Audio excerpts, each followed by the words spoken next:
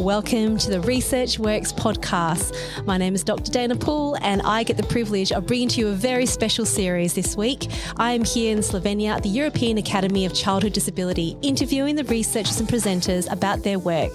This is very exciting and I can't wait for you to delve into this whole research conference series. We hope you enjoy the series. Welcome back, everyone, to the Research Works podcast here in Slovenia, EACD 2023. And I have to say, it's been an exciting day already. This is our last interview for day 2. And we have, actually, we'll call you a friend of the show because you've been on the show before. Actually, you were on the show in Perth when you visited. So welcome back, Dr. Lisa Mailleux from the University of Leuven. Did I say it properly? Everyone's laughing at me. It's okay. It was okay. Close shots. Okay. How about you say your name properly for everyone? My name is Lisa Mailleux. I felt like I said that. Yeah, it was very close. It was very close. I'm so sorry. I feel like I've been making my way through the conference, butchering everyone's names, but I've been trying very, very hard. But once again, I want to highlight how incredible it is to be at a conference where the main language is English, and for a lot of people in Europe, this is their second language. So it's so impressive. So I think, you know, in terms of your work, we followed your work for a little bit now. You're just a wealth of knowledge when you last came onto the show. And this time we want to present some of the work that you have on a poster. And there are so many posters down there, so I really encourage everyone to go and have a look. But this poster is really interesting, and I want to delve into it a little bit more with Lisa.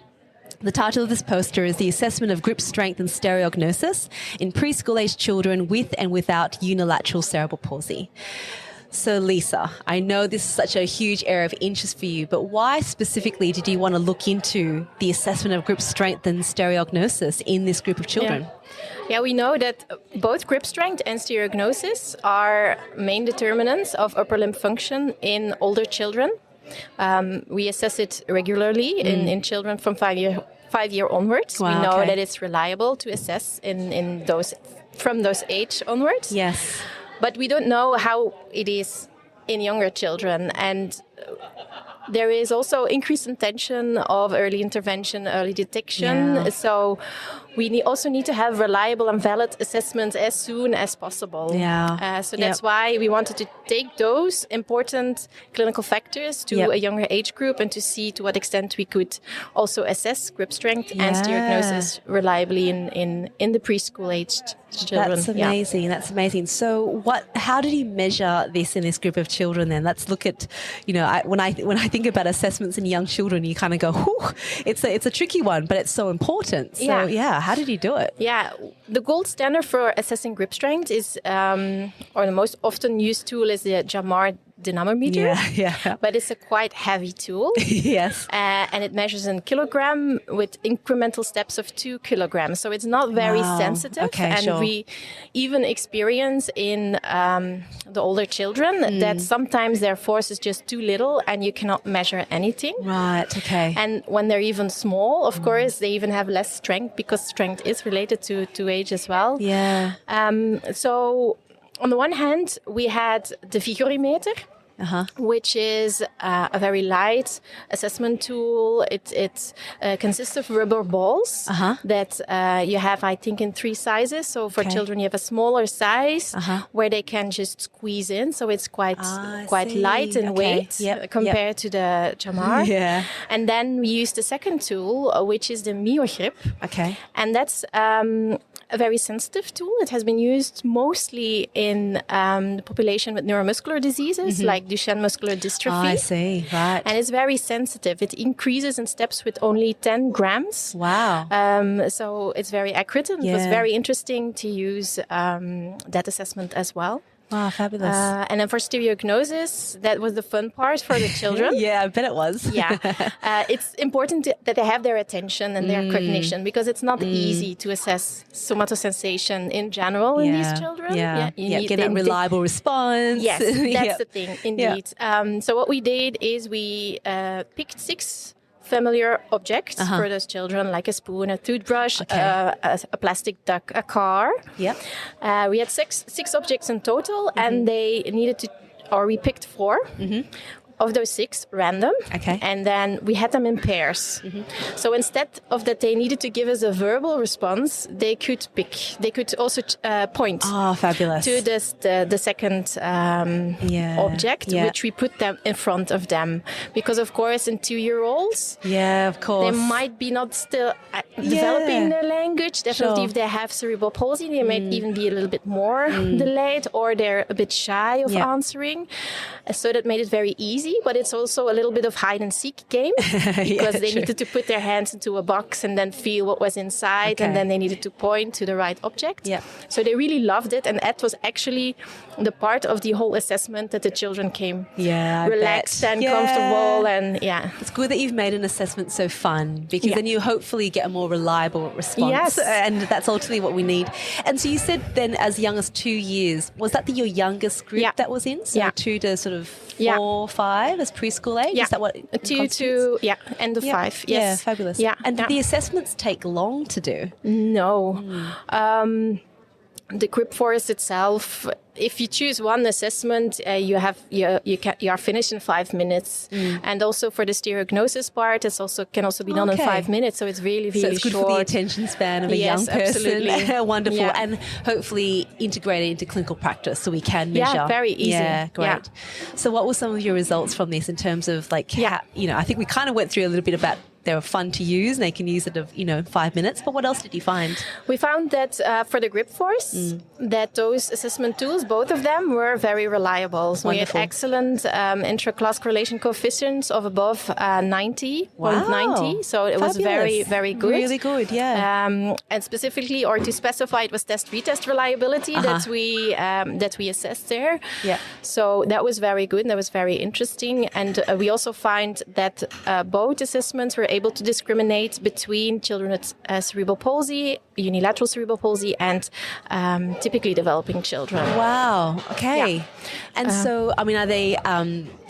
is there like a guide to say what the difference of that might be, or like typical development you'd expect so much? Like how do you sort of... No, that would have been an interesting step, because the study that we did was in fact in close collaboration with the University Hospitals Leuven and more specifically occupational therapist Griete Kweker. And so we did it in more of a bit of a pilot study also to get a bit more feeling. Is it really feasible to do it from 2 years onwards, or is that already too difficult? So we only did 20 children. But what I would actually love to do is to now have a bigger sample where you can indeed go to, what is what we expect in the typically developing, so that we can have a better idea to what extent children with unilateral cerebral palsy have That's good. weakness. There's always a next step to research, isn't there? There's always a next step. But this was an important step to go to this age and to know you can do it. Great intra-rater and in terms of retest reliability too. So I think there's nothing more frustrating than being a clinician and wanting to measure the outcome of something and not having anything valid and reliable that you can use. For the stereognosis is what it is. It was a little less. So we had moderate ICC there. It was 0.65 if I remember correctly. So we have still work there to improve it. I maybe too is too young. Because they also need to have the cognitive ability to make a mental representation. And it can start from 2 years onwards, but we only had 2 children of 2 years. So, that's the challenge though of stereognosis though, isn't it? It's so dependent on their response. There's no other real way. Okay, so I mean, you presented that so beautifully. What is your main take-home message for clinicians looking at using grip strength and stereognosis for their kids? I think definitely for grip strength, I would use it within the clinical practice. It's fairly easy to use to follow up progression of the child or a potential increase in therapy. And you can measure the potential progression. So I think that's very, very important. Also for the dominant side or their preferred side. Ah, okay. I didn't find differences with respect to the preferred side between the hands of a typically developing child and a child with cerebral palsy. That's interesting. But in older children, Yeah. we do see differences. Yep. That children with CP have less strength also in their preferred hand compared to typically developing children. So it's not already happening in that young age group. Yeah, so we need to okay. find out from what age When? it Yeah. starts to Yep. also decline. Yeah. And that having also the Mailleux grip who is very sensitive. Yep. We can try to find from what point that starts, and then we can also treat. Yep.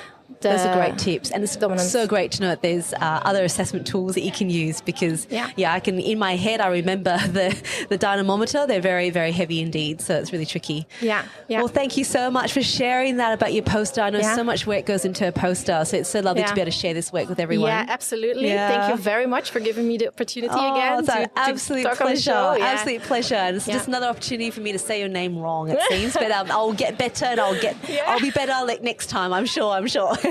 Although I got your name also wrong the first time. You got me back. That's fine. I can't complain. My goodness me. Yeah. Thank you very much for all of that. And to all of our listeners, again, I hope you've been enjoying that. That's the end of day 2 for us. So tune in again for a whole bunch of episodes. Day 3, someone next to me has just fallen over, but I think that was just a joke, but we're doing well. The joys of a live conference proceeding. This is awesome. All right, talk to you all again tomorrow. Bye.